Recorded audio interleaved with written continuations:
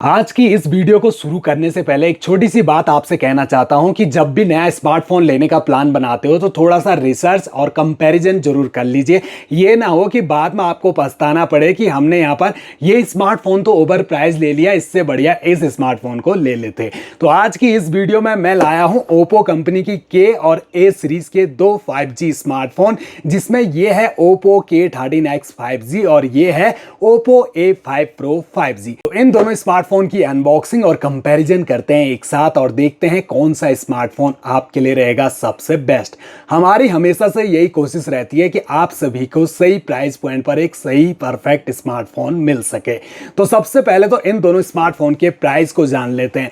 ये Oppo K13X हाल ही में launch हुआ है दोस्तों। बेस वेरिएंट तो इसका सस्ता मिलेगा, लेकिन जो हायर वेरिएंट है जो आता है 8GB रैम 128GB के स्टोरेज के साथ, ये पड़ेगा आपको 14,999 रुपए का। वहीं पर जो Oppo A5 Pro 5G है, इसका 8GB 128GB वेरिएंट आपको मिलेगा 17,999 रुपए का। अब प्राइस का बहुत बड़ा अंतर आपको नजर आ रहा होगा। वीडियो में अंत तक बने रहिए दोस्तों, आप खुद ब खुद समझ जाओगे कि आखिर कौन सा स्मार्टफोन हमारे लिए परफेक्ट है। तो ये बॉक्स बिल्कुल सेम पैकिंग के साथ आए हुए हैं, जहां पर ब्लैक फॉन्ट में कंपनी ने मॉडल नेम को मेंशन किया और मोबाइल का डिजाइन भी बॉक्स पर आपको देखने को मिल जाएगा। बैक साइड में ज्यादा कोई हाईलाइट स्पेसिफिकेशन तो नहीं दिखते, लेकिन बॉक्स के इस साइड को देखें तो कुछ हाईलाइट स्पेसिफिकेशन।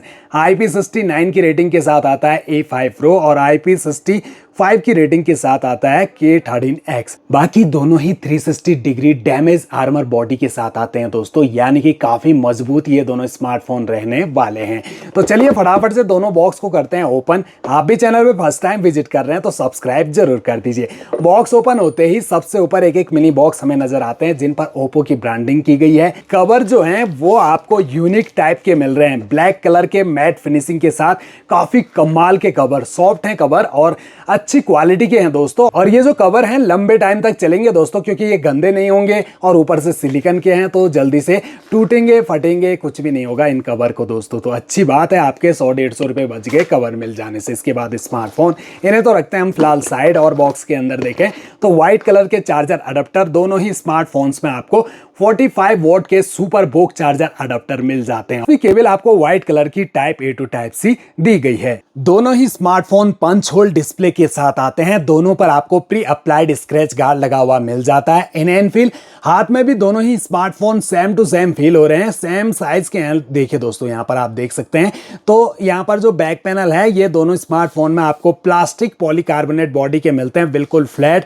यहाँ आपको K13X में मैट फिनिशिंग मिलती है और यहाँ पर भी मैट फिनिशिंग और हल्का सा ग्लोसी फिनिशिंग टाइप की दी गई है दोस्तों।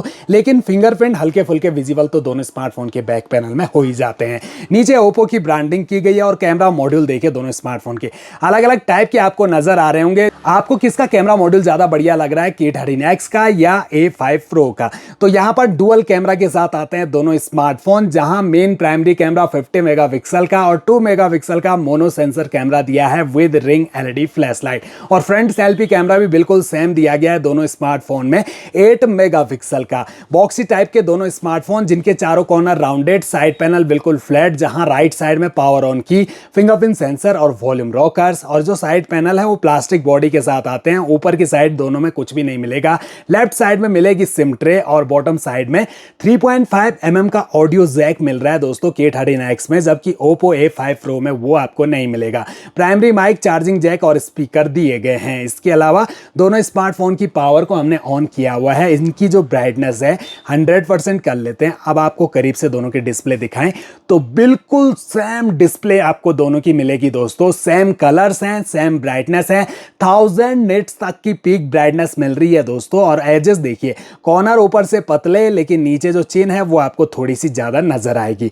स्क्रॉल अप करते ही फोन में मौजूद सभी एप्लीकेशन नजर आते हैं और एप्लीकेशन को ध्यान से देखिए। फालतू के प्री इंस्टॉल गेम आपको दोनों स्मार्टफोन में दिखेंगे, हालांकि आप इन्हें अनइंस्टॉल कर सकते हैं।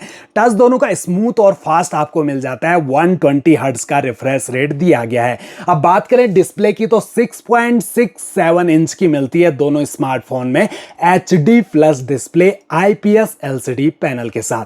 अब यहां पर हैरान मत होना दोस्तों, ये जो ओप्पो और वीवो कंपनियां होती है ये 17-18 हजार रुपए के रेंज के स्मार्टफोन में भी HD प्लस डिस्प्ले ही देती है। कम से कम फुल HD प्लस डिस्प्ले आज के टाइम तो हमें मिलनी चाहिए अगर हम 10,000 रुपए से ऊपर का स्मार्टफोन परचेस कर रहे हैं। एस्पेक्ट रेशो दोनों में आपको 20:9 का मिलेगा और स्क्रीन का रेजुलेशन मिलेगा 720x1604 पिक्सल और पिक्सल डेंसिटी 264 ppi की दी गई है। वहीं जो दोनों स्मार्टफोन की हाइट है वो 165.7 मिलीमीटर के K13X में मिलेगी और 164.8 मिलीमीटर की A5 Pro में। थिकनेस 7.9 मिलीमीटर K13X में और Oppo A5 Pro में 7.8 mm की। तो दोनों ही स्मार्टफोन की जो थिकनेस है वो 8 mm से कम मिलती है और वेट भी 200 ग्राम से कम है दोस्तों। 194 ग्राम के हैं दोनों ही स्मार्टफोन, जबकि बैटरी में अंतर है दोस्तों। यहाँ पर जो ये Oppo K13X 5G है ये 6000 mAh की बैटरी के साथ आता है, जबकि 5800 mAh की बैटरी के साथ Oppo A5 Pro आ रहा है। तो हल्का सा बैकअप आपको Oppo A5 Pro यानी कि महंगे वाले स्मार्टफोन से कम बैटरी बैकअप मिलेगा सीधे कहीं तो। दोनों ही स्मार्टफोन लेटेस्ट Android 15 पे रन कर रहे हैं, लेकिन Oppo A5 Pro में अपडेट आएगा या नहीं आएगा, जो OS अपडेट या मेजर OS अपडेट रहते हैं वो आपको इसमें मिलेंगे या नहीं मिलेंगे कंपनी ने कहीं मेंशन नहीं किए हैं, लेकिन K13X में आपको 2 मेजर OS अपडेट दिए जाएंगे। बाकी दोनों में 3 साल के सिक्योरिटी अपडेट तो आपको मिल ही जाएंगे। 8GB रैम मिलती है LPDDR4X की और 128GB का स्टोरेज टाइप है दोनों स्मार्टफोन का UFS 2.2। वहीं आप सोच रहे होंगे 15,000 रुपए का तो ये स्मार्टफोन है और Oppo A5 Pro है 18,000 रुपए का, तो प्रोसेसर का अंतर जरूर होगा, लेकिन ऐसा भी नहीं है दोस्तों। दोनों ही स्मार्टफोन बिल्कुल सेम प्रोसेसर के साथ आते हैं, जहां दोनों में आपको 2.4 गीगाहर्ट्ज का दिया गया है ऑक्टा कोर और MediaTek Dimensity 6300 का चिपसेट, जो बेसिक सा चिपसेट है 6nm पे बेस्ड है।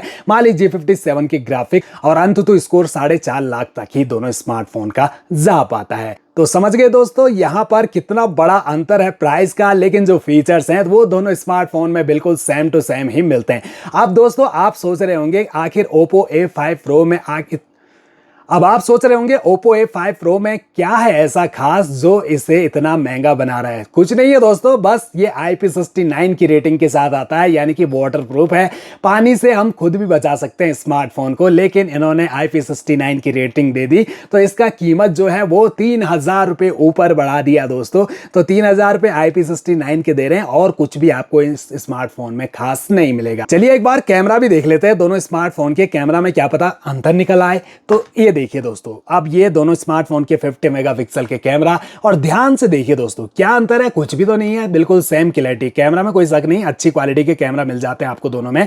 वहीं पर जो जूमिंग है वो आपको दोनों स्मार्टफोन में 10x तक की तो मिलती है दोस्तों। ये देखिए 10x जूम क्वालिटी, और अगर आप वीडियो शूट करते हो तो क्या पता यहाँ 4K का सपोर्ट मिलेगा। तो इसमें भी देखिए दोस्तों, यहां पर बस आप 1080p में 60 fps में रिकॉर्डिंग कर सकते हो, जो आप Oppo K13X से नहीं कर सकते। बस यही अंतर है दोस्तों, ना कि इसमें 4K का रिकॉर्डिंग का ऑप्शन, ना आपको इसमें 4K रिकॉर्डिंग का ऑप्शन मिलता है। बाकी जो फ्रंट सेल्फी कैमरा है ये देखिए 8 मेगापिक्सल के हैं और सेम टू सेम है। फ्रंट सेल्फी कैमरा में कोई अंतर नहीं मिलता। ऊपर से दोनों स्मार्टफोन के फ्रंट सेल्फी कैमरा में जूम सपोर्ट भी नहीं मिलता है। तो कैमरा क्वालिटी अच्छी है, लेकिन प्राइस का भी अंतर देख रहे हैं, 15,000 रुपये वाला 18,000 रुपये वाला बिल्कुल सेम कैमरा क्लैरिटी दे रहा है। तो ओवरऑल अब आप समझ गए होंगे दोस्तों कि दोनों स्मार्टफोन में कुछ भी अंतर नहीं है। इवन यहां पर मुझे K13X तक ओवर प्राइस लग रहा है दोस्तों। आज के टाइम हमें फुल HD प्लस डिस्प्ले वाला स्मार्टफोन ही परचेस करना चाहिए। IP69 की रेटिंग कोई बड़ी बात नहीं है। रियलमी जैसी कंपनी 13,000 रुपए के स्मार्टफोन में दे रही है IP69 की रेटिंग, तो यहां 18,000 रुपए क्यों खर्च करने। और जो प्रोसेसर इन दोनों स्मार्टफोन्स में दिए गए हैं वो तो आपको इजिली 8-9 हजार रुपए के 5G स्मार्टफोन में भी मिल जाएंगे। तो यहां भी कौन सा इन्होंने बड़ा काम कर दिया। तो मेरे हिसाब से तो ये दोनों स्मार्टफोन ओवर प्राइस्ड हैं। बस यही है कि ओप्पो कंपनी के जो स्मार्टफोन्स होते हैं इनकी लाइफ काफी ज्यादा रहती है, लंबे टाइम तक साथ निभाते हैं दोस्तों। 4-4, 5-5 साल तक आप इन्हें आराम से चला सकते हो, ना लैग इशू आता है, ना आपको ज्यादा कोई प्रॉब्लम फेस करनी पड़ेगी। बाकी तो अपनी अपनी पसंद है दोस्तों।